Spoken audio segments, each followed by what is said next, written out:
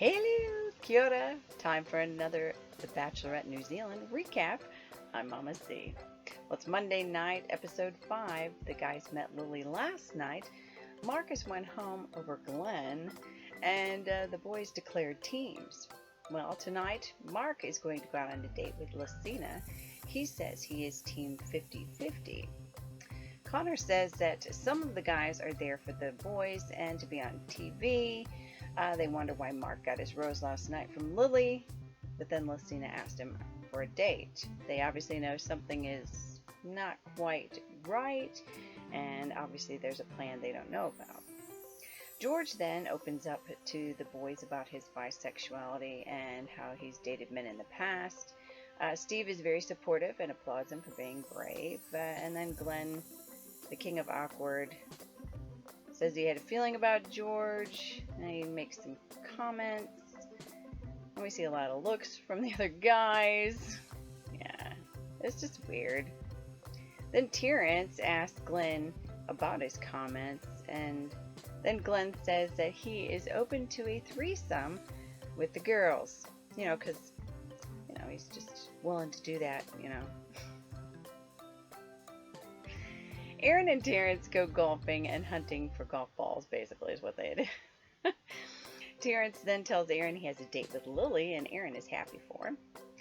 Mark meets Lesina for his date on the farm. She tells us that she's into his body, which we know that because she, pervs over him. But, what else is there? Is there anything else underneath that exterior? He injured his hand yesterday during paintball, and so she checks it out for him. She thinks he might need an x-ray. Then they have a contest to see who can fill the most milk into their milking buckets one-handed in a certain time frame. Well, Mark ends up winning, and as his prize, he wants a kiss. But Lesina tells him that, they wait and see how the rest of the date goes, because she didn't think it was the right time. They have a picnic, and she says she's surprised at how well he did on the farm stuff.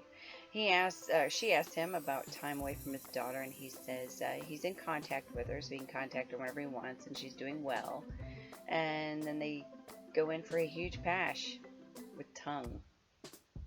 Yeah, it's not like a TV kiss you want to see. Ugh. I don't want to see people jamming tongues into each other's mouths, but that's what they gave us, so she's obviously digging him. But is there anything else there? Because then, after the kiss, then she asks him if he's an alpha male. He says he guesses so because he ironed everybody's shirts last night. And so she obviously thinks he is confusing father figure and alpha male.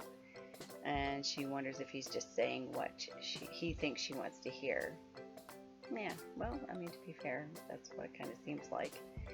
Because, remember, he's team 50-50. He wasn't, all in for Lesina, so suddenly now what? That's just weird.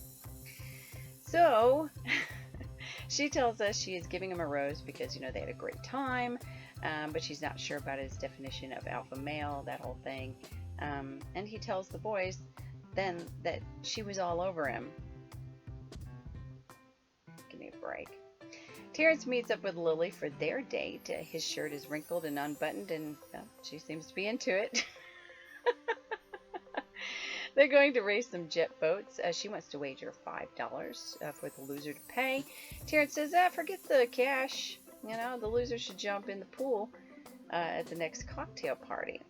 Lily sets the time to beat, and he comes really close. She said she wanted him to get 22 seconds. And he got 22.99, so, you wanted to kiss, but nope, that wasn't going to happen, and looks like he's going to have to go in the pool. I know, right? Well, it was his wager. Well, back then at the mansion, Quinn and Kurt are bored, because, let's face it, they just hang around all day waiting. And so the rest of the lads, so they muck around and wash some cars. And this is so funny because right at this point, then my husband walks in the room. He's like, "Oh, okay." I was like, "Why do you pick these times to walk in? What's up with that?" So yeah, so we see the boys in their swim togs. They're washing some cars or just letting off some steam, having some fun because they've just got to be just out of their minds bored at this point. Uh, so then Mark returns and he's bragging about his pash. And then Dom wonders if maybe, he might be exaggerating a bit. They all kind of wonder. Later, Lily and Terrence go to dinner at a winery. She was pleased he enjoyed his time with her today. He shares that his sister had signed him up, and they talk about their backgrounds and that sort of thing. He seems to share her same free-spirited lifestyle, so they do seem really, kind of good for each other, you know what I mean? He would like to find his person. He says that they're on like the same sort of wavelength. She offers him a rose, and of course he accepts, and she gives him a cheek kiss. He says it was his dream date, so he had a great time. Well, it is now a new day, and some of the other bachelors are picked for an activity. We see Haley from the Great Kiwi Bake Off. They're given 45 minutes to decorate sponge cakes. The winners each get a one-on-one date with the ladies. Jonathan is not having much luck making his buttercream. Kurt is under pressure because, he has experience baking, so he knows a lot is riding on this. Liam is creating a phallic mess. Jesse is trying hard. Quinn is struggling. Kurt is still stressing. Dom did a sort of flowery thing. Liam's ends up looking like a dog's dinner. Kurt, they say, put a lot of thought into his.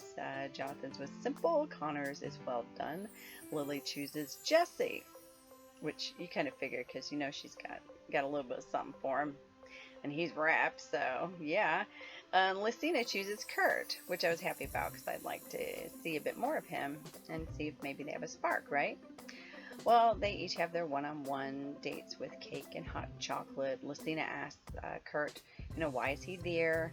He says he's been single for about 18 months. He'd been working on himself over that time period.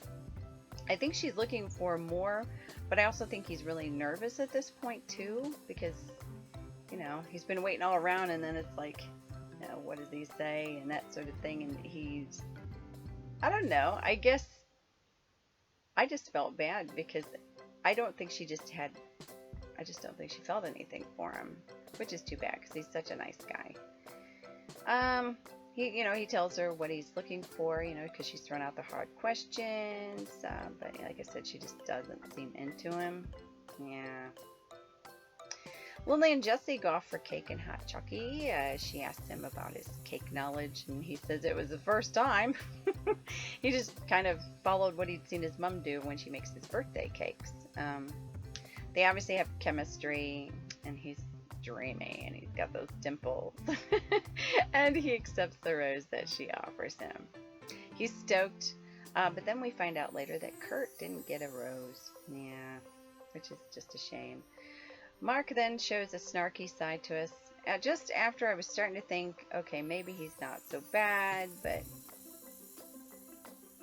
I don't know. It's just the way he comes off, because before he goes on his date, he's like, I'm team 50-50, and then he shoves his tongue in Lesina's mouth, and then he's going to come back and brag about it. And what kills me is he tells the boys, he told the boys, oh, she was all over me. Ugh, give me a break. She was not. Gag.